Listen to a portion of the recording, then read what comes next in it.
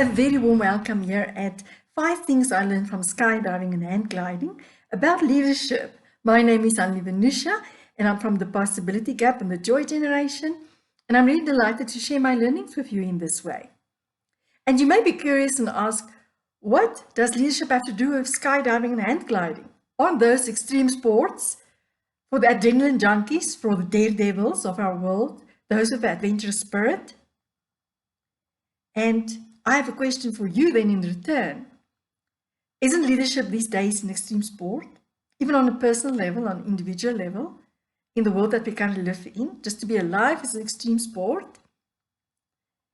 And just to bring it back into context a little bit, we've discovered in the past few years that when we put unrelated, unfamiliar, not so obvious things together, topics, aspects, so much more opens up within us. It's like our creative and critical thinking abilities just expand into all directions. We come out of our inside-the-box thinking, and we expand our frames of references into several dimensions, and it's really fulfilling as well, deeply stimulating too.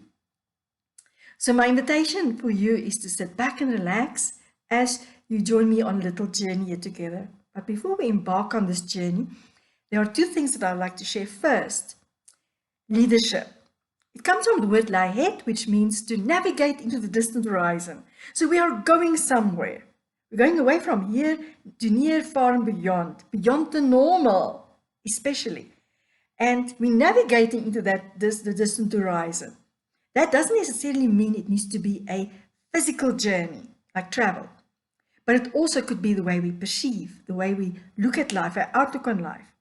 The way we work together, the way we produce, the way we relate to each other as human beings and to everything around ourselves. But we are definitely going somewhere. It has nothing to do with control, rulership, and the likes. Now, the second thing is, before we embark on this journey together, is to share a true story with you that's deeply related to this topic. So imagine you are there with us. Now, Charles Glass was a fighter pilot during the Vietnamese War, and he was shot down after many successful missions, and he was captured and put in prison. And after many, many years, he managed to escape, and on his return to the US, he was sharing his story with others to inspire them so that they should never, ever give up. Never give up hope. And one day, him and his wife sits in a restaurant having lunch, and this big chap walks in, and he walks straight to them and he said to him, "You are Charles Glass." And Charles said he was flabbergasted because he didn't recognize this person, he didn't know this individual. And he felt a little bit embarrassed. And he said to the guy, "How do you know me?" And the guy said, "I folded your parachute." And clearly it worked, he smiled. And he said, "You were a jet fight pilot on the Kitty Walk." And Charles said he felt so ashamed. He couldn't speak for a while, because as this important pilot, he never ever went down into the hold of the ship to where the sailors, so with diligence and carefully and with so much attention, were weaving their parachutes together and folding them in such a way that when they needed them, that they could land safely. And he did. And then he changed his story. From that day forward, he now goes around the world and he asks leaders, "Who folded your parachute? Who folded your parachute?" And moreover, we added to that, do you even have a parachute? Regardless of your own position and contribution. And moreover, do your people have parachutes? And who folds their parachutes? So I'd like to invite you just to take a moment to sense into and think, do you have a parachute? And who folds it? And then let that go. Simply relax and let that go. And I would like to invite you now to join me on a journey through the world of hang gliding first. So imagine you're there with me. We are getting ready and preparing ourselves to take that leap. We have our gliders on our back. And where you're sitting right now, just Take the action of lifting your feet a little bit off the floor, just to disconnect from the land and from earth, just lifting your feet a little bit from the floor. Feeling, what does that feel like? And then just relax and let it go. Because that's very important during our journey here right now. And the other thing to notice is your posture. You are stretched outwards with your arms because the glider is on your arms. And in this position, there's complete balance between your active and creative aspects and your more receptive and intuitive aspects. There's also, in this position, equality, equilibrium, complete equality. You don't have to think about it. It's in your body. And what's happening in your mind during such sports like swimming and hang gliding, there's a bridge created between your left and right brain hemisphere, so that whatever aspect and ability you need in whatever moment, they are in complete balance, but that bridge is there for that you can access them, and you don't have to think about them. So that helps us too. But the other thing that's happening with our posture in this position is our hearts, minds, and throats, our whole body's opening up. It's a very different position from what we normally engage with in life and walk through life with. So this opening up of our minds is like a parachute, so that we can perceive and experience so much more, that we can go beyond our mental filters and lenses and limited frames of references. And this position helps us with that when we're ready there now to launch ourselves and to take off, to fly. And the inspiration for this also comes from Leonardo da Vinci. He had the sense that we could fly as human beings. That's why I was also fascinated about it. And I have that love too. I know it in myself that one day we will do it like we discovered fire. And I hope it's in my lifetime still. And as a young girl even, I always wanted to play on the roof and entertain the kids next door and the neighbors' kids and the friends from there, high above. Not that I'm higher and better than them. I just wanted to see the world from above, not from here, from the earth. I wanted to have the big picture sight and thinking. And the same of being always in the trees to see the earth from a higher perspective and situations from another perspective. But now we are standing there like this, ready to fly. So are you ready? Now, when we want to take off, we need to take a little run. So there's some momentum there. Again, we're going somewhere, like navigating into the distant horizon, and we're going somewhere. So we're running a little bit, and then we push. But we only push once, and then we let go completely. Full surrender to the flow of life. We become in sync with life. And that asks from us lots of courage to let go of all of that control that's here on earth. And there's that incredible trust. You don't worry up there. You just float. You glide. And the other thing that happens in that process is we could disconnect from gravity altogether for that while. And the same happens in skydiving. And you disconnect from gravity and from mass consciousness. And you rise above all the dilemmas, all the turbulence, all the trauma, all the disruptions. How often do you have the ability to rise above what's busy happening? That you can look at it from other perspectives and angles, but also that ability to disconnect from it completely. It's an incredible feeling when you lift your legs and then there's nothing. But that trust in life just grows and grows as you go along. Because why? You have this ability to navigate the air currents. You can't control them, but you work together with them. You harness them. You leverage their ability, and you glide on the thermals like a bird. And if a bee can do it, we can do it too. Bee's body is much aerodynamically not designed to fly from our perspective as human beings, but it does. But now we're there. But when we take that step, so we step into the future, we literally lean into, because our body posture is now in a very different position. And we lean into the future, we're becoming it in every single moment. It's a very different experience from walking down on earth or moving down on earth. And then again, we come in sync with everything. But that leap, that make us do this. So we have to take that leap from what is to what is busy coming, what is busy emerging, and what's ready for us. And we take that leap and we lean into the future. We literally step into the unknown, so to speak. And what we also do is in that moment, while we so gracefully glide through the sky, it's a very graceful experience. While we so gracefully glide through the sky, in the air, we connect with a very different element. We connect with the element of air. And that helps us with clarity, open-mindedness, mental acuity and mental dexterity, and clear-sightedness, which we need lots of. Not short-mindedness, not tunnel vision. Because those causes us to make panic-based decisions, lack, fear, and scarcity-based decisions, victim-based decisions. Clear-sightedness, like literally like that opening of the parachute.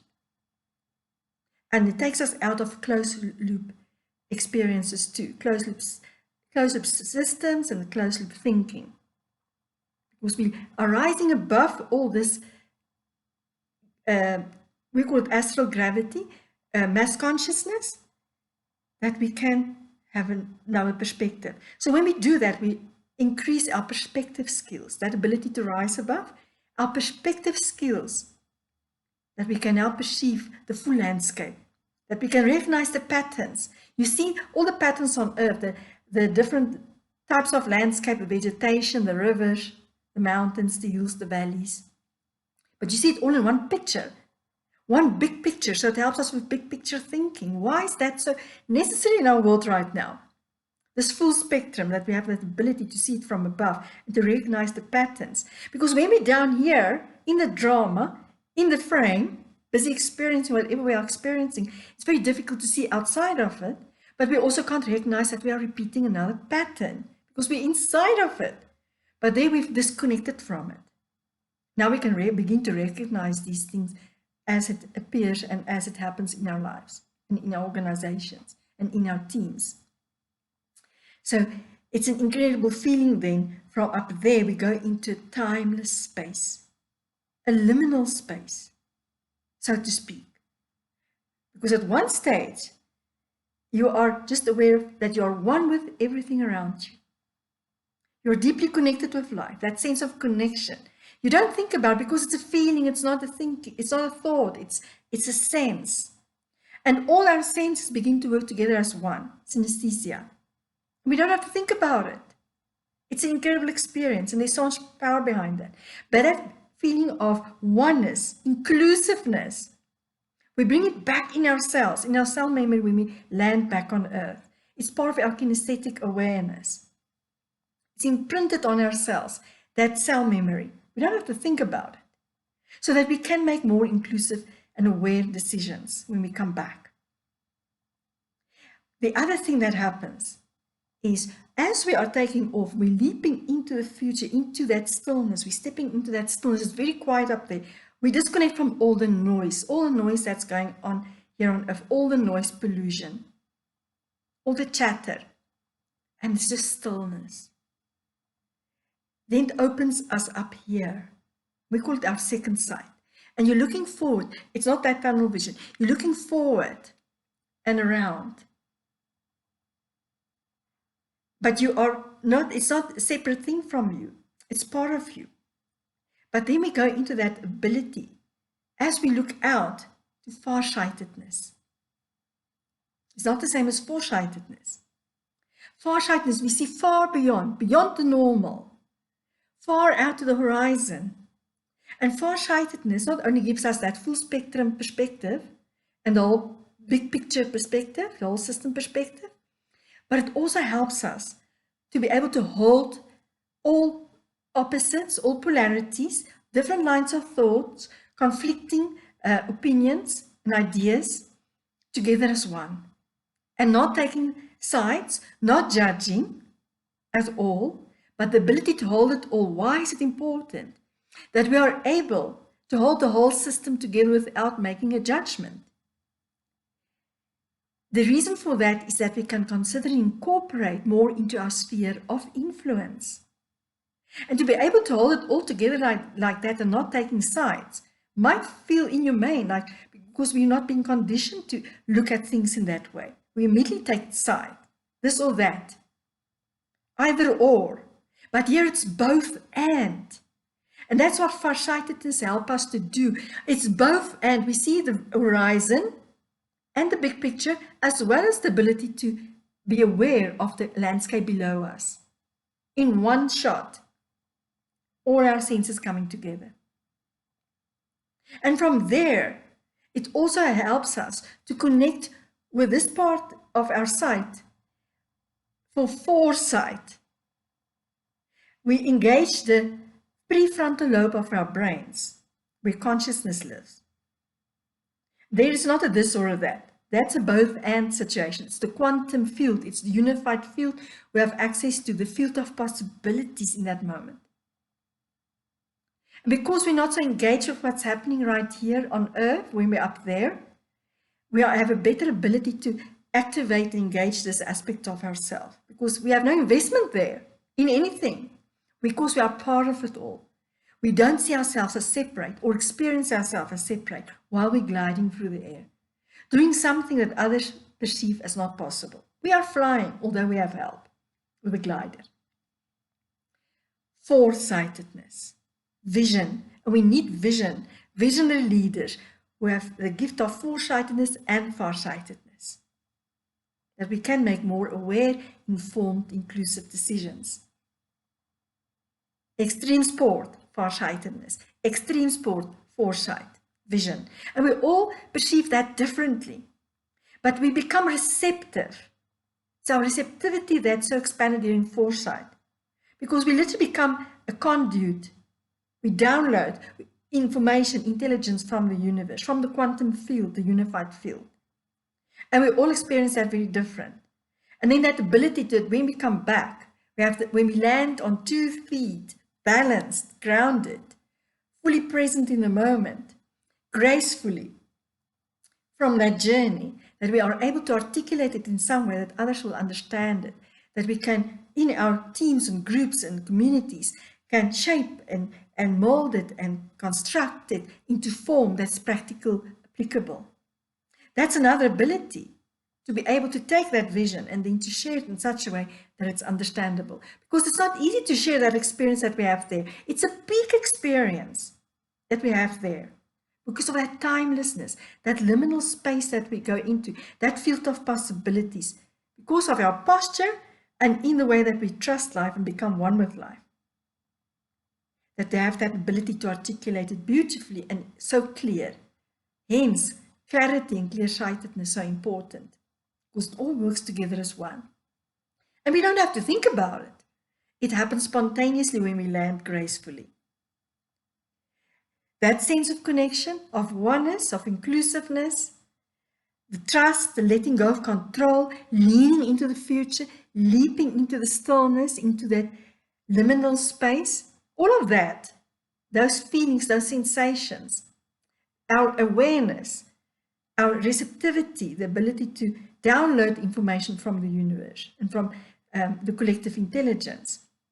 With farsightedness, the disconnection from gravity is available to us here on Earth too.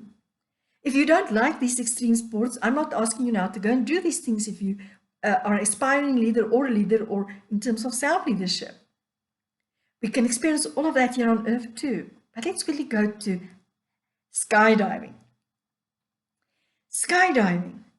People believe you jump out of the plane. You don't. You fall backwards over again. You surrender to life. Trust.